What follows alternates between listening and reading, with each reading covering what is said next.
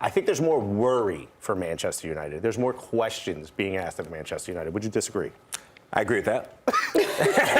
Your Honor. I agree with that. Your Honor. Very formal statement. I agree with that. I'm looking forward to this match, especially with it being a home match for Manchester United. Last season, Erik ten Hag outcoached Mikel Arteta, and Marcus Rashford, his speed playing at left wing. Please do not put Marcus Rashford at center forward ever again.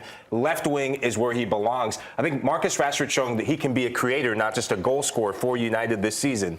Them getting midfielders in the box, Bruno Fernandes will be key. Getting him in the box, Christian Eriksen as well, getting in the box. I liked his finish that he had against Nottingham Forest outside the boot. It shows what happens, and maybe a foreshadowing what happens when you have a center forward, because he took up that center forward position. But those two players have to have a good game. Wow, he cleared his throat. Yeah. Bring it on. I think when you're talking about Manchester United, you look at the first game of the season of Wolves, they were so lucky. They should have lost that game. We were watching that, I agree. If Wolves had a proper finisher, that game's a loss for Man United at Old Trafford. And may I remind you, we're talking about Wolves. Go ahead. Sorry. Tottenham play them off the park. And Nottingham Forest, we're up 2-0, and I like the resilience shown by United to win that game. But again, that's Nottingham Forest. But on the flip side, Arsenal haven't been that convincing either. No. And at home, I think Arteta's been experimenting a little too much, playing Thomas Partey as a right back and Bird right back. I think just play him in the midfield next to Declan Rice. Solidify the midfield, protect the back four, and then you're going to have to take off Kai Havertz. Play Odegaard as a 10. Because I'm still trying to figure out, where does Kai Havertz fit? Why was that the necessary buy? For me, the plan changed when Jurrien Timber went down for the majority of the season. That changes the plans, which is why you have all this shifting. Tomiyasu's also not really a left back either. Tomiyasu shouldn't be playing. No, I think he played very well as a right back when we've asked him to. I'm not sure he does the link up that we've asked. He is a player that is on the squad for depth.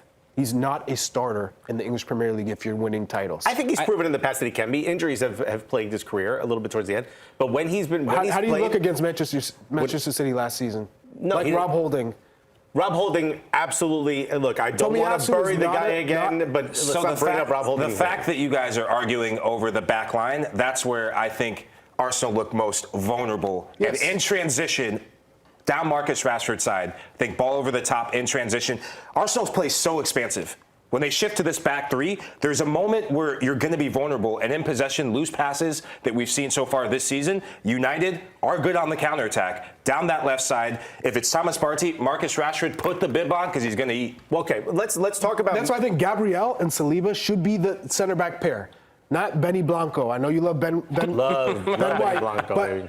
Go back to what worked. I think that would be shifting away from what your plan is, which is to be a bit more like Man City and be able to shift players in and out of position, sort of create confusion. You can't plan for who's coming next. So maybe that's a good idea for this match, but that shouldn't be the consistent. And I think if you're Manchester United, Ten Hag comes out and says they want to be the best transition football team in Europe this season, and I've not seen anything that reminds me defensively. You don't think Saliba and Gabriel should be the pairing?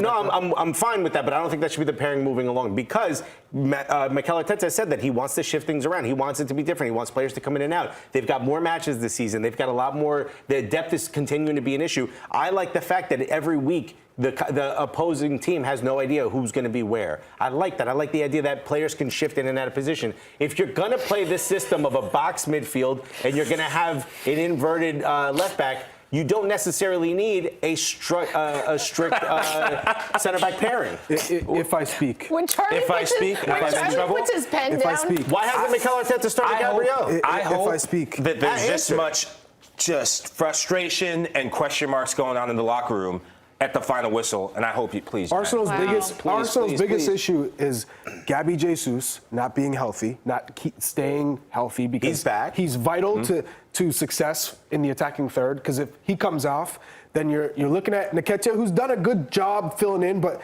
he's not long-term, we're going to win Champions League and win the Premier League title with him as a 9. But when Kai Havertz isn't the right When he gets Arsenal fans, fight amongst yourselves. Also, Kai Havertz was brought in to replace Xhaka. Wow. He's not been able to play that position. We got you guys shook.